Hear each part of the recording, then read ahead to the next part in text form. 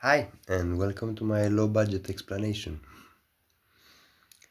So, we live in some times that we got used to having disembodied voices, like listening on YouTube, listening on Spotify to music, to artists that are long dead, to philosophers that are no longer with us. Well, now we are entering the era of disembodied minds that are proactive, that can act out of not just inertia, okay, not just out of inertia, but also out of the data that they receive. Now, I want to get the first one out of the way. So, goals. Who can have goals? A human can have goals, right? An AI can have goals. A paperclip machine, a any type of system, intelligent system that can select its own goals. And then I don't know, maybe a little cat is also an agent that can have goals. A mushroom is an agent that can have goals. So we see most of biological life fits into this category. So like I said, the first one I want to get out of the way is cooperation. So when you exchange, you give an agent something that they want, hoping that they will help you back later. So this is where game theory comes in. Now I want to quickly outline some other items on this list that I will refer to before we get to them. So I'll just write them now. Depletion and death. Okay, let's actually start with the first one now. The first one is separation. So what does that mean? You can put a wall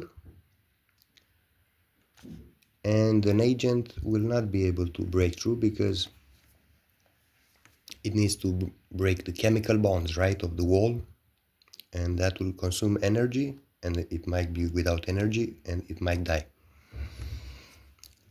Or we could have a chasm, right? We have here, this is also some kind of wall, some kind of defense. And then you might imagine even the yellow line on the metro, right? The yellow line helps you stay alive, right? It indicates that you should not go farther than this because then you might die. In that case, the second strategy. So think about this like the skin, the human skin. The first layer of protection is not letting the bacteria in. It's better to not let them in first than to deal with them later and use more energy on trying to separate them, which includes a lot of entropy. The second item on the list will be binding. And here we have any instrument of physical control, from somebody overpowering you to using technology like a taser, for example, to disallow your movements. And the thing with this binding, you have a lot of choices after this. Because after you bind somebody, you can, let's say, put them in a gulag, right? They starve, they die. Or you can put them in a jail, right? You bind them and then you combine with the walls to create a jail. Or you can bind them and then you can exile them. You can send them away from your village, from your immediate resources. The thing with this binding is that you need an agent to bind. Okay, this wall is passive. You can just put a wall in there and it's gonna be there for a number of years. But with binding, you need an active agent enforcing the rules of the binding. So if you are doing trouble in a nightclub, you will get thrown out, right? But if you don't do trouble, they're gonna leave you alone. So you need discernment. Okay, but just like a policeman can bind somebody who is doing something bad, also a terrorist can bind a journalist, for example, or a villain can bind somebody on the trails, on a train rail. Sorry. One thing I missed here is that, for example, here you can have selective separation. Also, you can have a door, for example, and the door can be opened by an adult, right? But a baby or a little cat cannot open the door, so it's selective. Or think about some poles, right? Just some normal poles on a street. You cannot drive with your car in here, but you can go with your bike, you can go on foot, right? So it's selective. It's designed in mind with this type of permeability.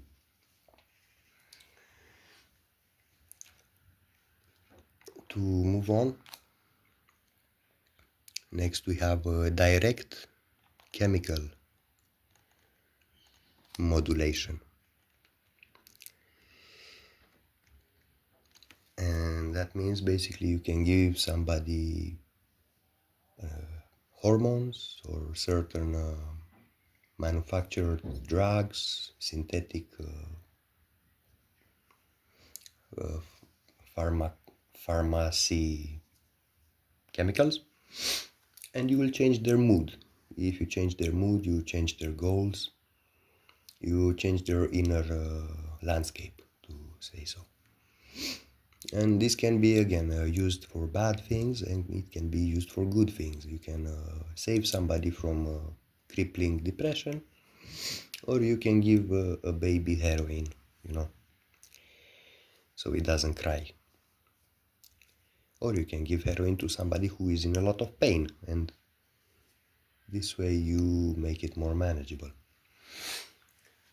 One caveat I would have to add here is that sounds can also be included here, as for example, when you enter a mall, you will hear that music and it's gonna put you in a spending mood, right? Or certain sounds can make you afraid. They go directly to the ear, and through a long process, there will be the release of a hormone, okay? But that's not a conscious decision. The sound directly leads to the release of the adrenaline or something like this to make you alert. And here you can even add lights, okay? So let's say blue light keeps you awake, and that's been demonstrated numerous times that you shouldn't use your phone before sleep, stuff like this, because again it alters your physiology, and from there a cascade of effects can impact your goal setting operations. Enough about that. I think depletion is one of the main driving factors of how we evolved, because we base our entire survival and our instincts on resources, right? And sometimes you find a pipeline to get those resources, right? You get them steady, you know where to look for them, and somebody might try to disrupt that chain, that pipeline. So that's when you get a fine, okay? Somebody's fining you, and it has to come from your income. Or think about in the body, if a cell becomes cancer, What the body can do is to redirect resources away from the cell so it doesn't grow into a tumor. Okay, so depleting something of resources is very important because that's how you kill them. Okay, you don't like certain business practices. Simple, you just make some rules that impact them, that make them less profitable. So the big number goes down and they are bankrupt. And that's how you eliminate them from the landscape. You deplete them.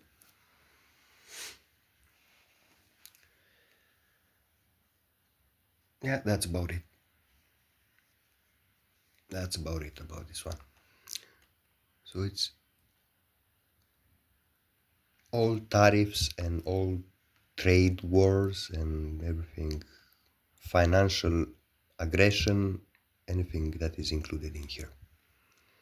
Or I don't know, even when your angry girlfriend is throwing your PlayStation on the window, okay, hoping that this is how she's gonna get her goals of, I don't know, paying more attention. This is one strategy, okay, to deprive you of a certain resources or even services. To move on.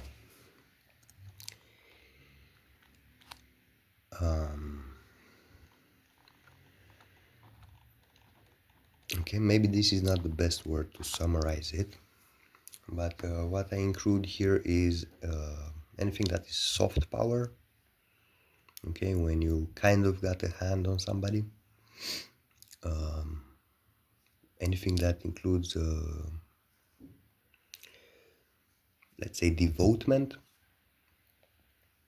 Okay, anything that is about religion, that you really make people do what you say because they are loyal. Okay, so let's say you encoded the three Asimov laws of robotics in a machine, and this demonstrates that it will not harm humans because of these three rules. Okay, this is encoded in the loyalty, and this is very complex. This has many shapes and forms in human society, very many. This could mean I don't know, shaming somebody because they're doing a certain behavior, you know, or perhaps I don't know. But why do you want to avoid shaming, right? Because if you do it too much, people will start to ignore you. They will not help you, so you are out of resources. At some point, they might even beat you up. Okay, and we'll get here later. If you do too many actions that are against the social code, you might be even rejected from the pool of potential partners. Okay,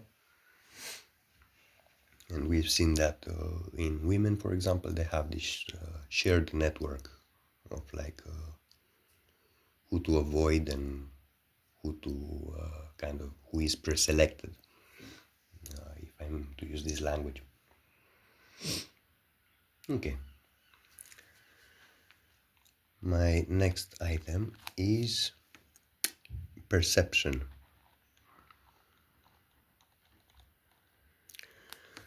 Okay. So basically here you cannot escape a prison if you do not know if you're in a prison. Okay, this is the main argument revolving around this. If you don't have an information, you don't know that you are supposed to act on that information. So here are the map makers, the people who are opening your eyes.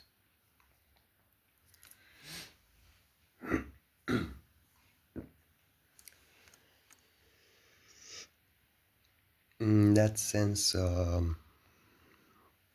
I think I can add here learned helplessness as well. Okay.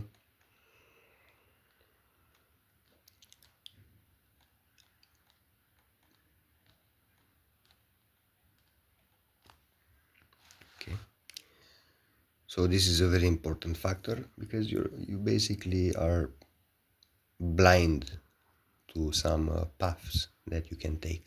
Why are you blind? Because somebody has imposed on your perception. Okay. Now, this one might seem a bit, I don't know, somber or a bit creepy, like oh, death, but it's actually very normal. When I mean that, I mean everything, destroying, disbanding, decommissioning. So anything where you stop a pattern, okay, you stop a way of acting. So if you don't like a business, you can destroy it, right? If you don't like a certain machine that it's acting defective, you can destroy it and then recycle it. If your dog is too aggressive and it bites you, you can put your dog down, right? And this is the main instrument of selection, because once you are dead, okay, you cannot act out other behaviors. You cannot be reactive, okay? You take a pig, for example, a pork, and you cut it. You go to the butcher, you cut it. The pieces of the pork, they cannot have any more behaviors. They're just gonna be able to cook it, but they're not gonna jump out of your plate, and go elsewhere to go find some greener grass or something. Okay, so once an entity is dead, okay, not only on the biological sense, but any entity, any machinery, once it's destroyed, it's basically causally disconnected. Okay, so if you know about time cones, this is the future, this is the past, and we are here. Something that is dead is a bit causally disconnected because it cannot act on this reality anymore. It can be acted upon, but it cannot bring out any new behaviors. Okay, I think that's enough about that. You get the point. The very last one that I want to touch on is the seeding. Okay, so this is where sexual selection happens. This is where you decide in the next few iterated rounds. Okay, we have the game of life. It's based on many rounds. I'll see you tomorrow again, so be nice today. In that sense, seeding is deciding before the round starts what kind of players we got here, what the kind of players we got on our side, at least. Okay, you cannot decide for everybody, but you can look for certain traits to breed, to reinforce, so you have more success to reach your goals, right, as a society, as something more organized.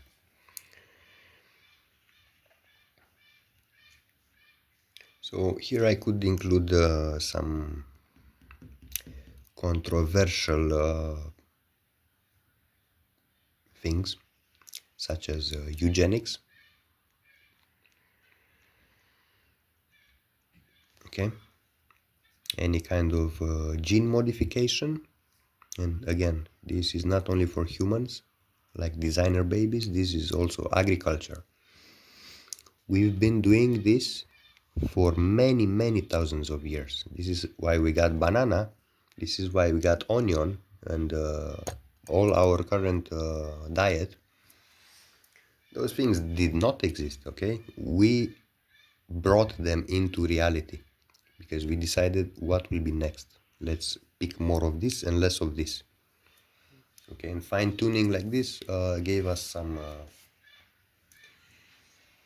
plants that we co-evolved with and that have a lot of nutrients that are good for us that we cannot get very efficiently from somewhere else.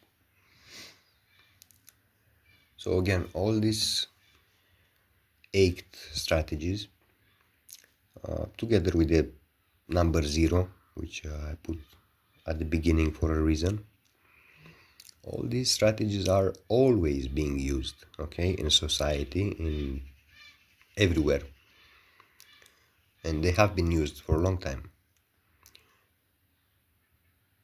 and they act on any agent. Anytime you want to, say, keep an AI from scanning your site too much, you just put a firewall, or you put him on a labyrinth, where he just goes and tries to scan your site until he's just wasting time. You give him slow loading pages and so on. You know what I'm talking about. And these are building blocks, right? So we can combine them. You can catch somebody and you can put them in jail. Or you can catch somebody and put them in a psych ward, or you can give a fine to somebody and, I don't know, also alter their perception in some ways. It seems kind of redundant to do this and anything else here. One thing that I try to avoid adding here is pain. Right? We are all afraid of pain. We are all trying to get away from it. But not all pain is bad. Okay? So if you are trying to get a goal, you might use negative stimuli, okay, to generalize, because AI doesn't feel pain. Mushrooms maybe do, but I'm not sure. I never asked them. Pain can be generally good, but pain is a very strong indicator that you might die. Okay? But this cannot be like an institution. It's just pain. It's just a stimuli. It can be good for you because it keeps you alive. It tells you what not to do again, where not to go. But it can also be self-limiting, For example, you want to go to the gym and you have to put up with some pain in order to get some results, right? So again, this is why I cannot include pain as one of the items. Just know that sometimes it might default to that. So it can be a strategy, but it's not the only way to ensure the death of a system, and certainly not the only result. Okay. Now I think that covers it mostly.